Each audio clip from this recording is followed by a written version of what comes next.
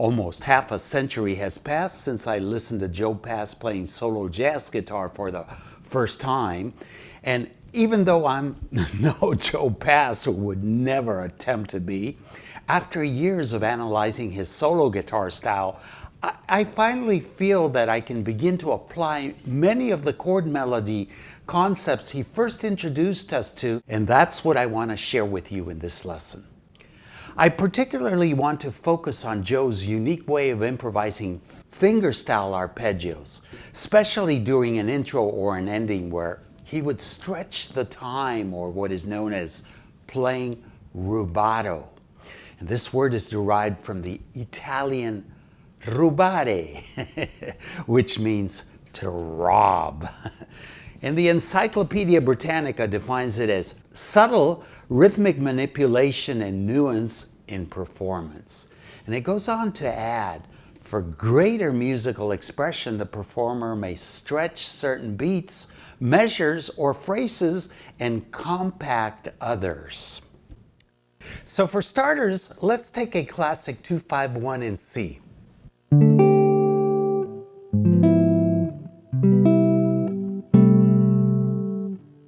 Now, using these same voicings, here's something along the lines of what Joe Pass would do. And notice how I play it rubato.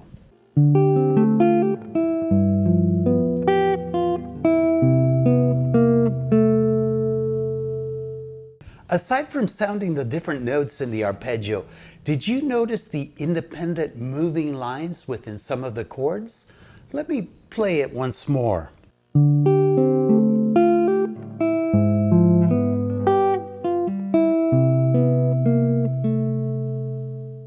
Next, I want to show you several of these short progressions that I've picked up from many of Joe's solo recordings.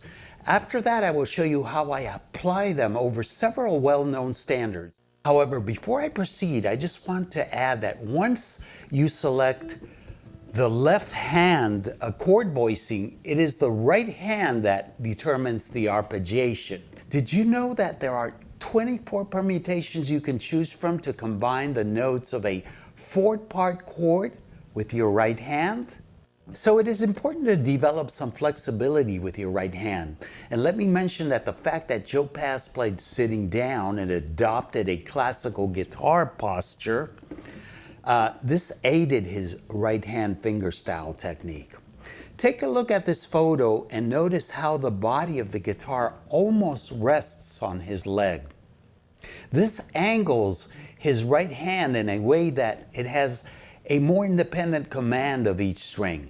At the same time, it enables his left hand to execute a wider reach on the fretboard.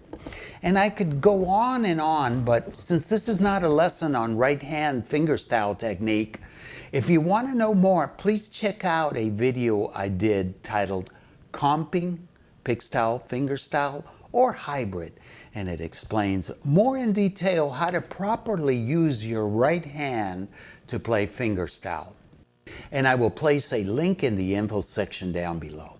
Let's look at another one. And I want you to notice in all of these examples that one of the main characteristics of the technique employed by Pass, at least for the most part, is to play the root of the chord on the 6th or 5th string. And of course, when playing it on the 6th string, this requires you to bar across all 6 strings with your index. And this in turn allows for the widest range in your selection of notes. This next 2-5-1 best illustrates this, so let's listen to the basic chord voicings employed first.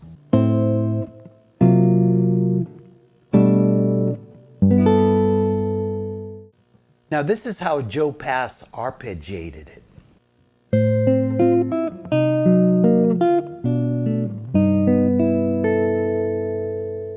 Here's a Bissier major 2-5-1 in C.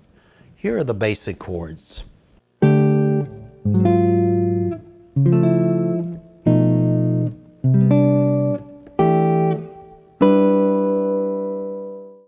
And listen to how Joe Pass gave new life to this progression simply by using different arpeggio combinations with his right hand. Again, this is what I meant earlier when I talked about the permutations.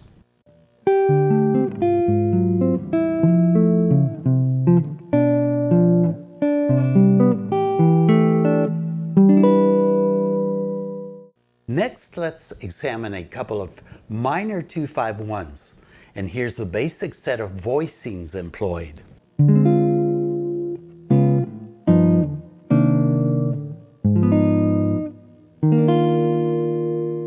And here it is with different arpeggio combinations played by the right hand.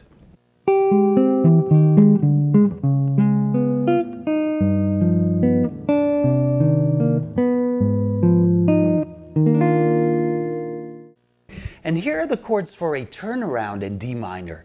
Notice how the use of barring across all 6 strings enables a wide range for each chord.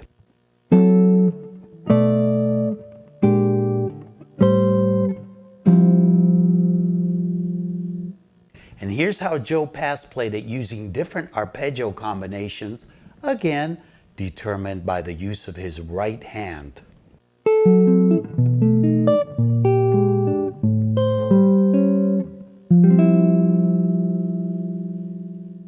Next, I want to show you how I employ these arpeggios in the context of several known standards. But before I do, I want to let you know about the download I've prepared for this lesson. I've shown you 5 Joe Pass style arpeggiated progressions here. However, the download includes a total of 17 examples with PDFs featuring regular notation and tablature for all of them, as well as for the 3 standards I am going to demonstrate next. In addition, you get an MP3 of me playing everything, as well as a band in a box file, an additional MIDI file you can open up in the free app MuseScore. Either one of these will allow you to slow down, loop, and even transpose different sections so you can practice more efficiently. And it is all available for a nominal contribution from jazzguitar.richieZellen.com/premium, and you'll find it in the special lessons section. So next, let me show you how I would take some of these ideas and use them in the context of a standard. When playing rubato, these work beautifully as intros, so that's what I'm going to use them as. For starters, let me arpeggiate the chords to the last 8 measures of Stella by Starlight.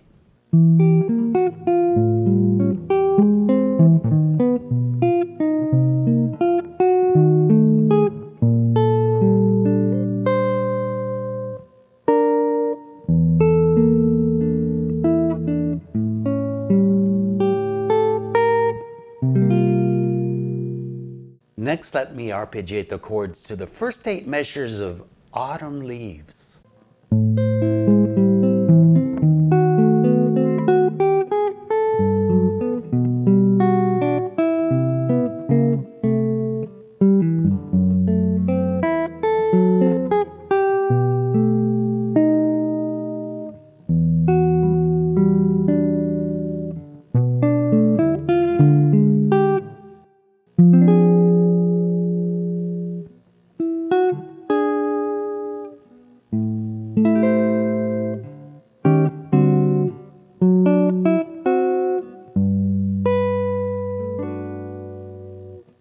And here it is over the chords to the first 8 measures of Satin Doll.